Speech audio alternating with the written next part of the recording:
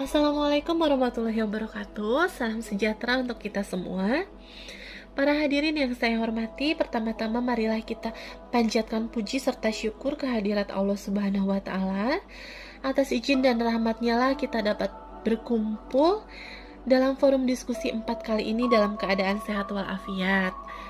Salawat serta salam juga semoga tercurah limpahkan kepada Nabi besar kita, Nabi Muhammad SAW, yang telah membawa kita dari zaman kebodohan menjadi zaman yang penuh dengan teknologi seperti sekarang ini. Yang saya hormati Bapak Dr. Didin Widiartono, SS, SPD, MPD, selaku tutor dari mata kuliah Bahasa Indonesia.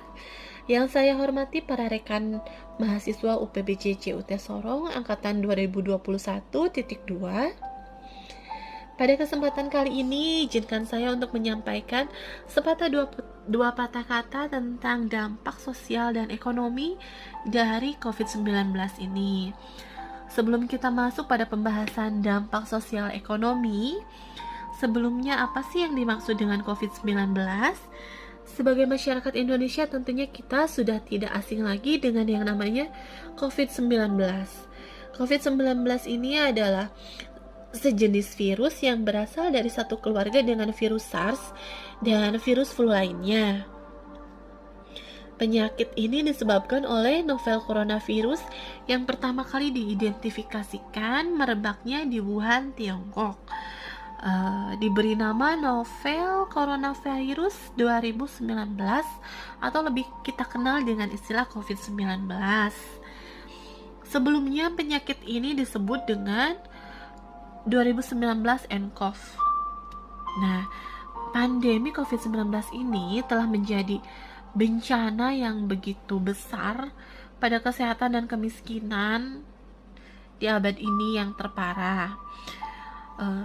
Bencana ini berimbas pada semua lini kehidupan masyarakat di Indonesia. Bukan hanya masalah kesehatan, dampak pandemi COVID-19 ini juga berdampak meluas kepada masalah sosial, pendidikan, ekonomi, bahkan sektor keuangan.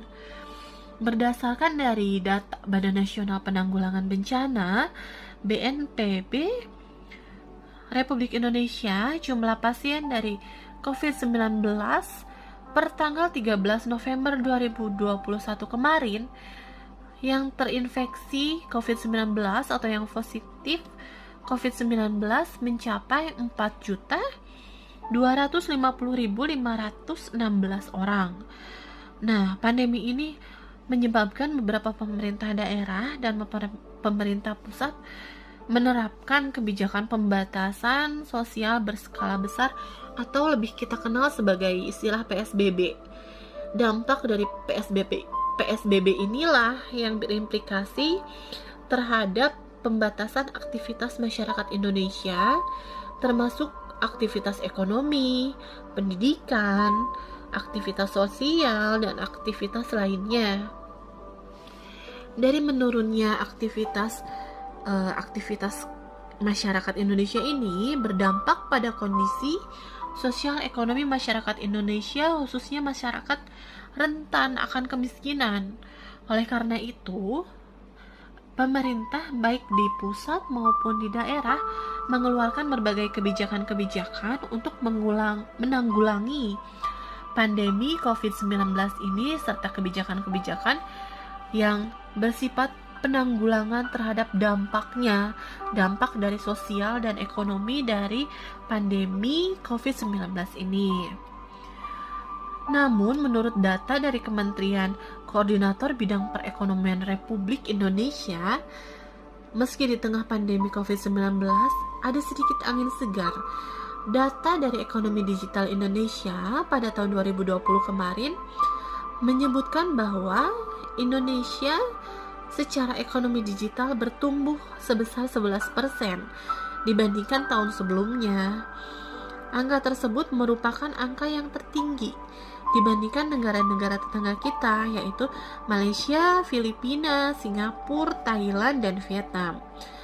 Nah, apa sih yang mendorong pertumbuhan ekonomi digital kita sehingga kita bisa mengungguli negara-negara tetangga kita? Jadi, hal yang mendorong pertumbuhan ekonomi negara Indonesia secara digital sebanyak 11% adalah perubahan perilaku masyarakat Indonesia di masa pandemi ini.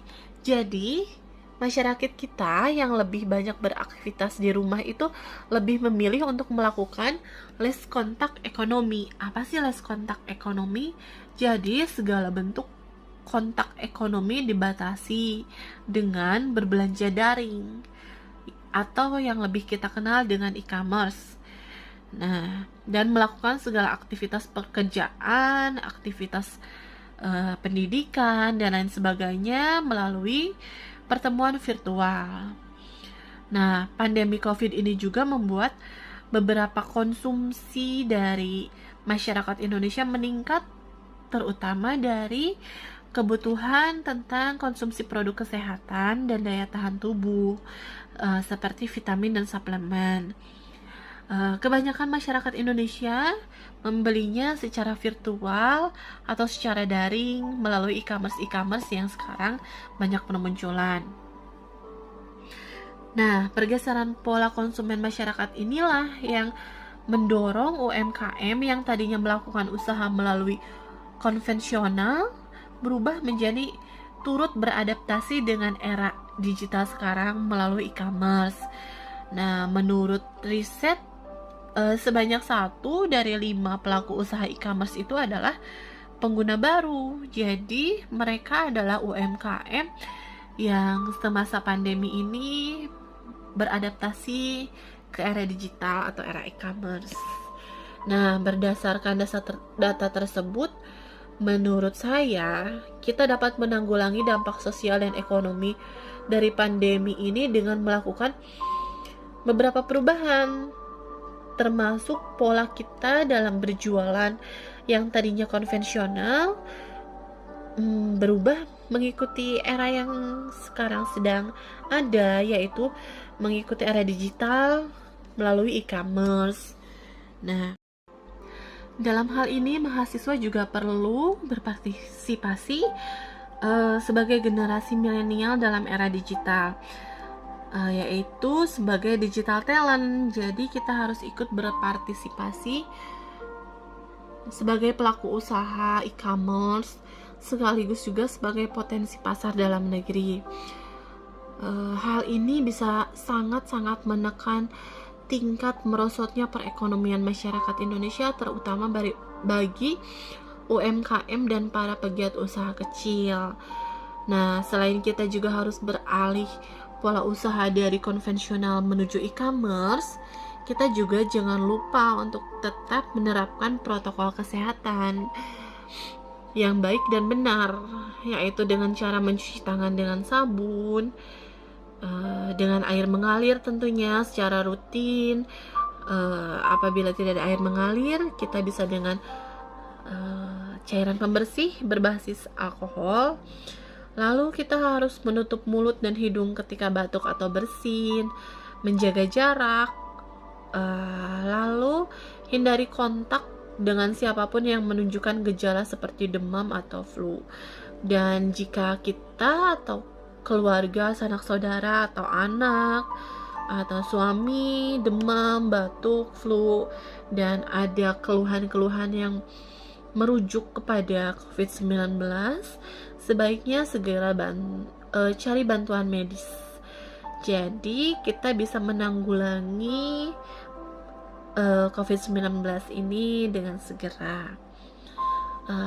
Sekian yang dapat saya sampaikan.